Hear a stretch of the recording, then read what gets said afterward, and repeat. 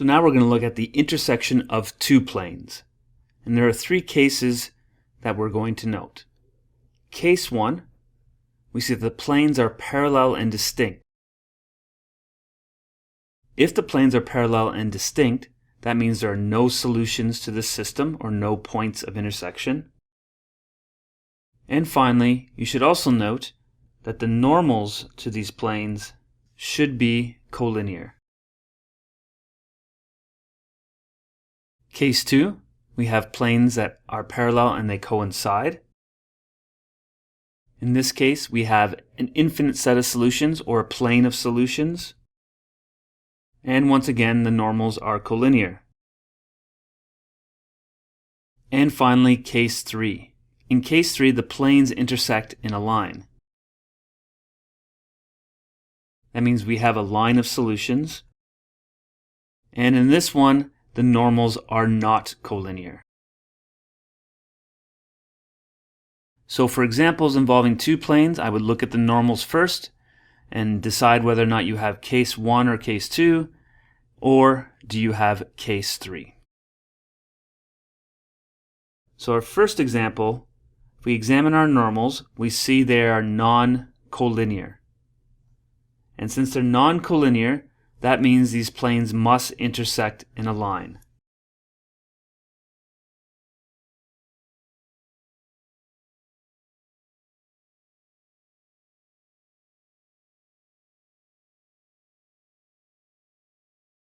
So what we need to do is find the equation of this line here. So notice here's our line here. What's the equation? If we examine the planes in a side view, if I was to take the two normals and find their cross product, I would get a vector in the direction of the line. So if I want the direction vector for this line, I could take the two normals, n1 and n2, and I could cross them. The cross product will be the direction vector for the line. So m is equal to the cross product of n1 crossed with n2. And in our example, that's 4, 7, and negative 33 crossed with negative 8, negative 5, and 3. So let's determine the cross product for those two vectors.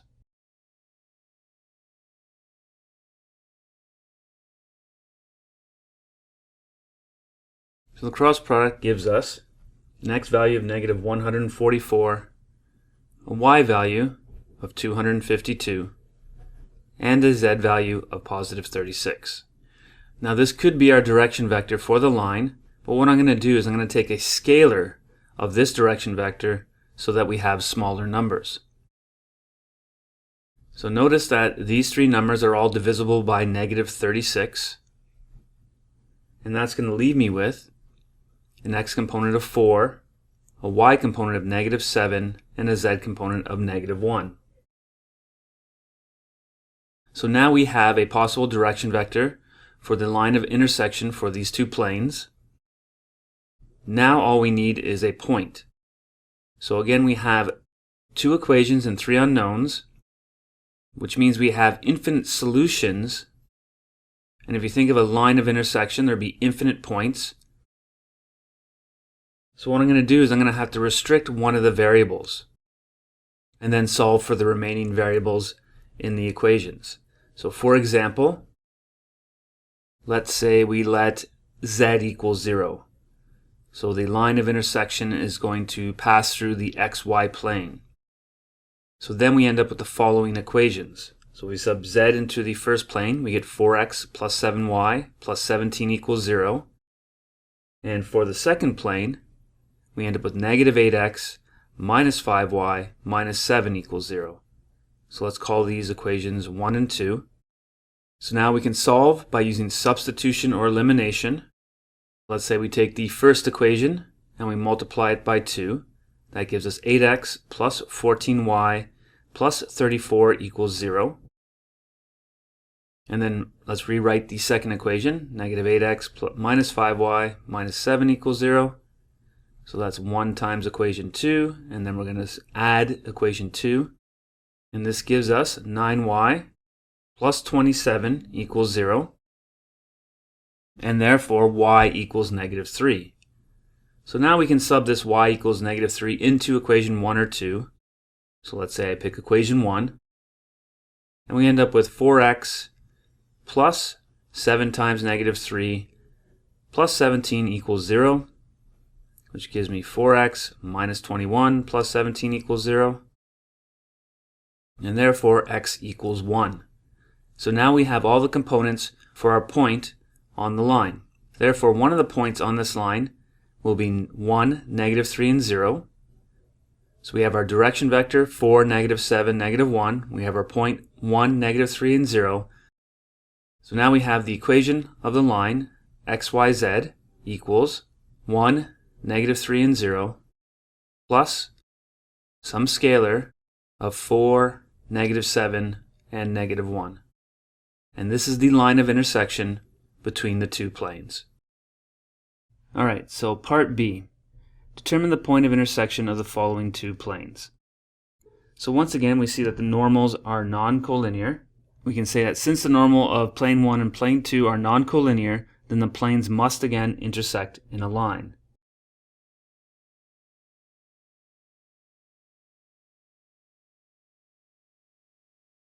So same as before, let's find our direction vector.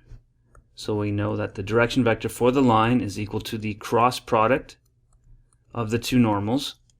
So in this case we have 2, -2, and 5, and we're going to cross that with 2, 1, and -4.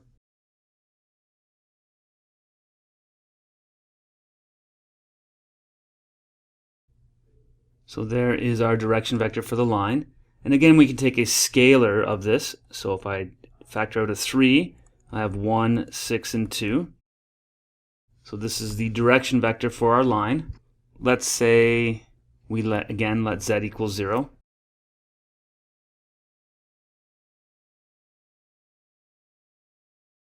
We can solve by substitution or elimination. So I'm going to use elimination. And then finally, let's determine our x value. So we're going to sub y equals 1 into equation 1 or 2. So let's say I pick equation 2. And we now have the point -4, 1, and 0. So the equation for this line is x, y, z is equal to -4, 1, and 0 plus some scalar of 1, 6, and 2.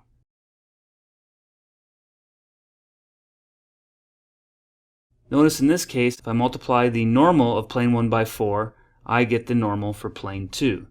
And if this is the case, then the planes are parallel. But we also notice if I multiply the d value, the 1, by 4, it's also equal to the d value for plane number 2. So in fact, these two equations are the same. One is just a factor of 4 different. This example represents two planes that coincide with each other.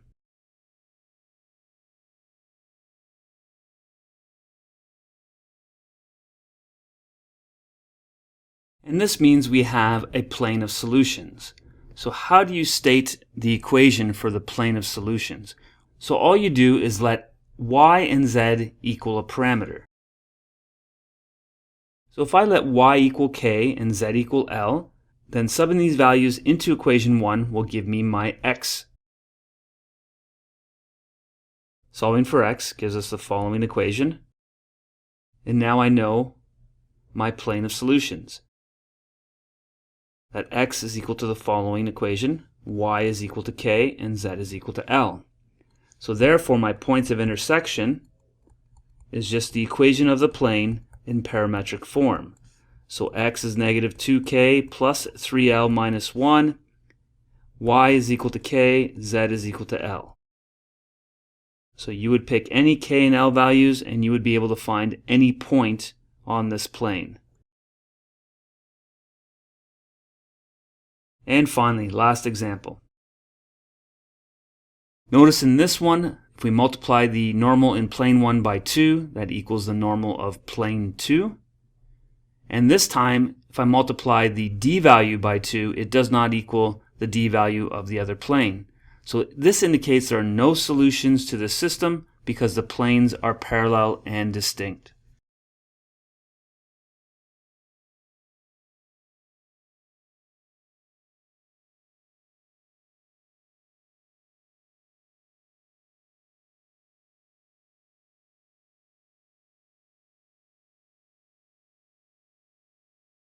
So try the following questions, and good luck.